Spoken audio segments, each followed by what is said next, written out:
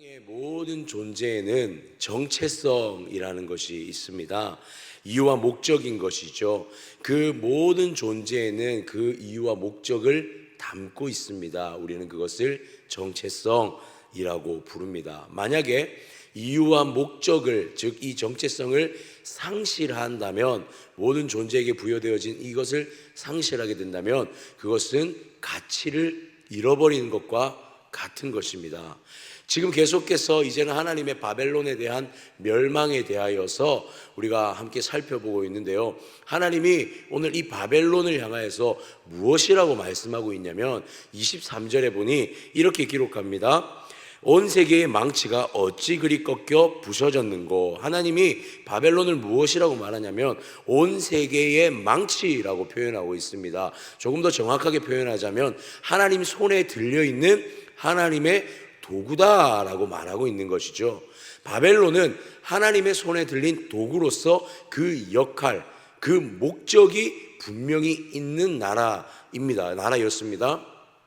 그런데 하나님께서 오늘 21절과 21절에 보면 새로운 한 나라, 아직 정확하게 드러나지 않았지만 익명의 한 나라를 소개하면서 그들을 불러들이면서 무엇을 명령하고 있냐면, 이 하나님의 손에 들려졌던 도구, 망치, 하나님의 손에 들려졌던 망치였던 도구를, 그들을 이 익명의 나라를 통하여서 멸망시킬 것이다 라고 말씀하고 있는 것이죠. 그럼 이것을 이렇게 생각할 수 있겠습니다. 하나님의 손에 들려졌던, 하나님의 손에 들려졌던 세 개의 망치, 하나님의 도구가 지금 무엇을 상실한 것입니까? 이유와 목적을 상실했고, 그 정체성이 상실되어졌기에 하나님은 하나님의 도구로 들린 그 망치, 그 도구를 하나님께서 다 버리시겠다라고 말씀하고 있는 것이죠. 자, 24절에 보니 바벨론아, 내가 너를 잡으려고 올무를 놓았더니 내가 깨닫지 못하여 걸렸고 내가 여호와와 싸웠으므로 발각되어 잡혔도다 라고 말씀하고 있습니다. 여기서 어떻게 표현하냐면, 하나님의 손에 들려진 도구가 하나님의 의지와 하나님의 뜻대로 사용되어져야 함에도 이들이 지금 무엇을 했다라고 말하냐면 여호와와 싸웠으므로 발각되었다라고 말하고 있습니다. 즉 하나님의 의지가 담겨져야 할, 하나님의 의지가 담겨져야 할 도구가 자신의 의지를 드러내고 있다라는 것이죠.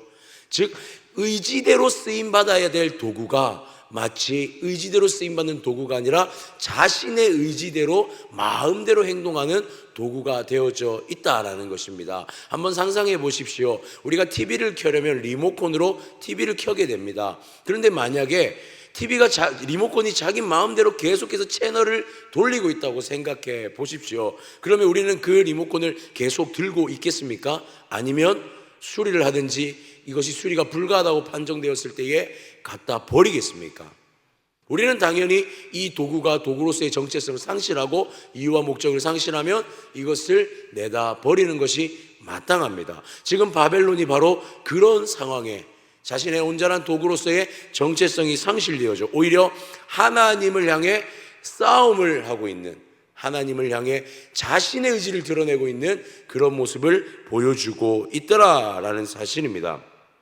그러자 하나님께서는 그들을 향해서 어떤 마음으로 표현하고 계시냐면 25절을 보니 여호와께서 그의 병기창을 열고 분노의 무기를 꺼내면 주 만군의 여호와께서 갈대아 사람의 땅에 행할 일이 있음이라. 여기서 보니 하나님이 그의 병기창을 열었다라고 말씀하고 있습니다. 또 다른 하나님의 도구를 꺼내 들었다라는 것이죠. 또 다른 하나님의 도구를 꺼내 들어서 분노의 무기를, 그 무기를 꺼내 들었는데 그 무기에 무엇이 담겨 있습니까? 하나님의 분노를 담은 무기를 꺼내어 들었다라고 말씀하고 있는 것입니다. 하나님께서 하나님의 또 다른 목적을 위한 하나님의 도구를 꺼내었다라는 것이죠. 그리고 26절과 27절에 하나님의 그 도구로서 사용되어진 바벨론, 정체성을 상실해버린 그 바벨론을 향해 완전히 진멸시켜 버리겠다라고 26절과 27절에 말씀하고 있는 것을 우리는 보게 되어집니다. 그리고 28절에는 그 진멸에 대한 이유를 다시 한번 드러내는데요, 우리가 어제 함께 나누었던 말씀에 들었던 것과 같이 하나님께서 이스라엘, 이 유다를 진멸하심에 있어서, 유다를 향하여 벌하심에 있어서 사용된 도구였던 이 바벨론이 하나님의 뜻대로, 의지대로 사용되어지지 않고 이 유다를 자신들의 방법대로, 자신들의 생각대로 그들을 향해 행했던 이것에 대한 것을 이제 갚으시겠다라고 말씀하고 있는 것이죠. 사랑하는 성도님들, 그렇습니다. 하나님의 도구는요, 하나님의 도구로서의 역할로 감당되어져야 합니다. 우리는 이것을 사명이라고 부르죠. 하나님께서 그 도구를 들으셨다면 그 도구는 분명히 하나님의 의지를 담은 채로 사용되어져야 한다라는 것입니다. 존재의 이유, 존재의 목적, 즉 그 존재에 부여되어진 그 창조자의, 그 사용자의 의지가 담겨져야 한다는 것이죠. 도구의 자아가 담긴다는 것, 반대로 그 도구의 스스로의 자아가 담겨진다는 것은 목적을 상실하는 것과 다름이 없다라는 것입니다. 마치 이렇게 표현되어지면요, 그렇다면 이 도구에는 자유가 없습니까? 라고 표현되어질 수 있습니다. 그러나 그렇지 않습니다. 진짜 자유라는 것이 무엇입니까? 이 도구가 도구로서의 역할을 감당할 때 그것이 진짜 자유를 누리는 것입니다. 그때에서야 비로소 참된 도구로서의 행복을 느끼는 거예요. 존재로서의 가치를 느끼게 되어진다라는 것입니다. 가장 빛날 수 있는 것이죠. 바벨론은요, 하나님 앞에 충분한 도구로, 하나님의 의지가 담겨진 도구로 사용되어질 수 있었습니다. 그럴 기회가 충분히 있었다는 것이죠. 그러나 하나님의 의지, 하나님의 도구로서의 정체성을 상실한 바벨론은 더 이상 하나님의 도구로 쓰임받을 수가 없게 되어졌다는 것입니다. 온 세계의 망치로 들림받았지만, 그러나 다른 병기창에서 하나님의 또 다른 분노를 담은 도구에 의해 멸망되어질 상태로 놓여질 수밖에 없었다라는 것이죠. 사랑하는 성도님들, 하나님의 손에 들려졌다는 것은 인생에서 누릴 수 있는 최고의 특권을 부여받은 것과 같은 것입니다.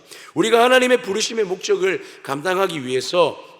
감당하고 살아갈 때에 비로소 우리가 가장 빛날 수 있다는 사실을 기억했으면 좋겠습니다. 창조주 하나님께서 우리를 만드시고 만물을 만드시고 그것에 질서를 정하시고 그것에 의미를 부여하시고 마땅히 행해야 할 사명을 부여하셨습니다. 그렇다면 그것을 부여받은 대로 쓰임받는 것이 우리의 최고의 가치가 되어질 수 있다라는 것이죠.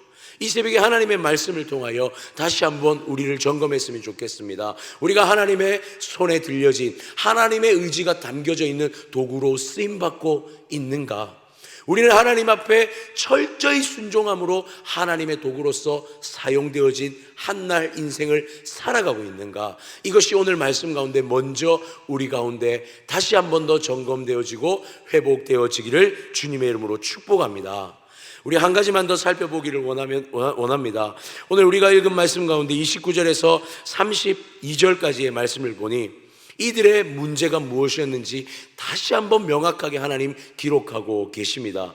여기서 보니 29절 후반절 그리고 31절 32절 세 번에 걸쳐서 이들의 문제가 무엇이라고 표현하고 있냐면 바로 우리가 계속해서 보았던 교만이라는 것입니다. 교만에 대해서 하나님 말씀하고 있습니다. 이 교만은요, 하나님의 도구로 쓰임받은 이 교만이 어떤 교만이냐면 자아가 드러난 교만입니다. 도구로서의 가치를 상실한 교만은요, 내 자아, 하나님의 의지가 아닌 내 자아가 드러남을 하나님 무엇이라고 말씀하시냐면 교만이라고 말씀하고 있더라는 것이죠. 하나님의 공의의 도구로 사용되어졌습니다. 들림받았습니다. 하나님의 공의의 실현의 도구로 들림을 받았습니다. 자, 하나님의 공의의 도구로 들림을 받았는데 이들이 무엇을 상실했냐면 하나님의 공의의 실현이 자신들에게도 동일하게 적용된다는 사실을 상실했다는 것입니다. 하나님의 공의가요, 마치 내가 하나님의 공의를 실현하는 도구로 사용되어지다 보니 그 공의가 나는 비켜갈 것처럼 생각하는 것이죠.